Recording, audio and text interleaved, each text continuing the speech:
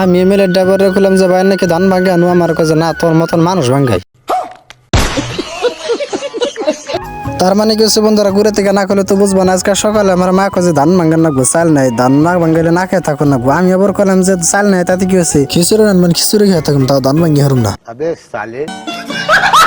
কিন্তু মা কয় ধান না ভাঙ্গাইলে তোর আজকে বাইতে উৎপার দিব না, সেই জন্য আমি ডরে ধান কটা ভাঙ্গিয়া বের নিতেছি। কারণ ধান না ভাঙ্গিলে যে বাইতে উৎপার দিব না, বাইতে না উৎপার দিলে আমি থাকুম কোন এই ঠান্ডার মধ্যে।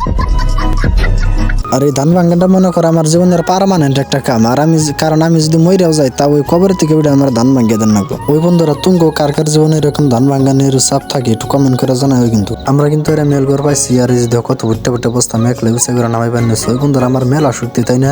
তুঙ্গ কিরম কারো বহুত শক্তি আছে কমেন্ট করে জানাবে কিন্তু। আর তুঙ্গ যত শক্তি থাকতে বলে মানে নাড়াই করে পারবো না, কারণ আমি নাড়াই করে না পারলে হাতের মধ্যে কামড় দিম যে। বন্ধুরা কিন্তু ধান ভাঙ্গানো হয়ে গেছে আর আমরা হানজাম গাবারের দিকে। তো আজকের ব্লগটাই পর্যন্তই। যদি ভিডিওটা ভালো লাগে তাহলে লাইক কমেন্ট শেয়ার করবে আর সুন্দর করে একটা ফলো করে দিবে। তো সবাই ভালো থাকবা, সুস্থ থাকবা, দেখা হবে পরবর্তী ভিডিওতে। আল্লাহ হাফেজ।